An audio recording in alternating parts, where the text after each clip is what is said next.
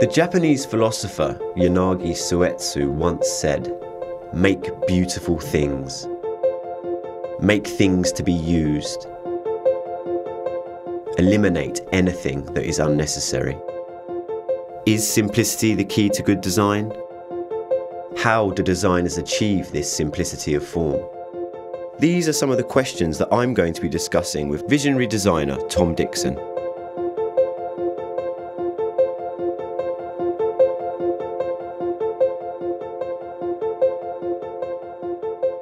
Tom Dixon is one of Britain's leading designers.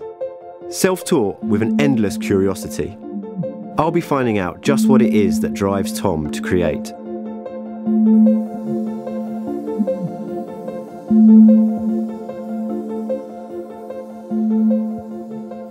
Tom, what was it that initially drew you to design? I started making things pretty much for pleasure. People started buying them. And at one point, people started calling me a designer. So the kind of career twists and turns I've had have given me a very different perspective to other designers. Like everybody at that time, everybody was in a band, so it wasn't an unusual thing, but we did end up being quite popular in London, signing a record contract, going on tour. I'd started welding live on stage as a kind of performance art kind of piece. I then subsequently broke my arm in a motorbike crash and couldn't go on tour. But by that time, I'd already started making things. So there was a kind of seamless transition, if you like, but precipitated by an accident. So, you know, I do like to say I'm a totally accidental designer, but literally. It's quite a compelling thing to melt metal and meld it together. You know, you're watching fire kind of transforming a piece of metal. It's one of those techniques that doesn't require huge amounts of skill, but allows you to make things that are quite strong very fast. I was immediately struck by how it suited my impatience, you know. So this is always quite a good example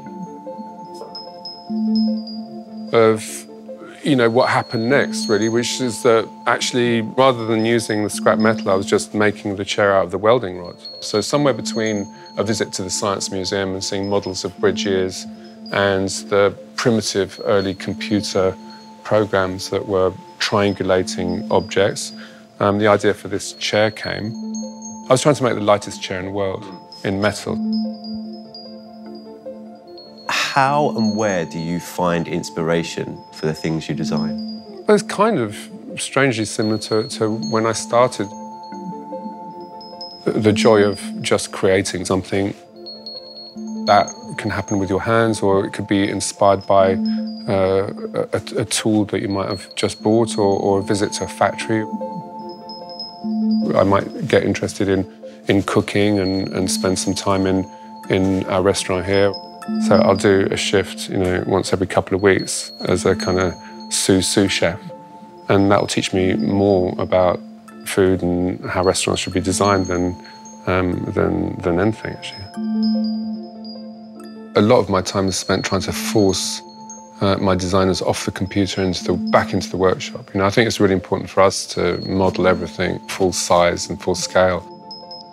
The process still is, in my view, more akin to sculpture than it is to design, at least from the departure point, right? You can shortcut a lot with a computer later, but you have to make the models. Dieter Rams' famous maxim, less but better, is very much one of your guiding principles as well? Sometimes. There's a lot of superfluous, and it gets harder and harder to do something which is reduced and still interesting, right? So you have to balance the temptation to add the bells and whistles with trying to produce something which is significantly different to what's out there and still maintain a kind of purity and a functionality about it. What qualities would you say make something timeless or iconic? It's about being the first to do that shape or improve that function or just move the conversation on. If you try and do something that's different from what's happened before, and if you do that, then it has its own little spot in mini history, right? Like the S chair, for instance. I was making myself with my own hands out of scrap metal at the beginning, and then got taken up by a luxury Italian manufacturer, which gave me an international reputation, I guess, and then ended up in the Museum of Modern Art.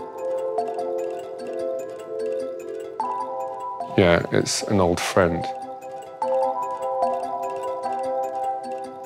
Tom, as I walk through the space, I notice that a lot of your designs are very simple. What you've done is you've found something beautiful in a very simple narrative. Well, yeah, I guess that's the trick. If you can make something simple that people haven't seen before, then you've won, you know, and it's the hardest thing to do. What is it about this design language that fascinates you so much? Well, it's not just my design language, it's kind of the basic building blocks of everything.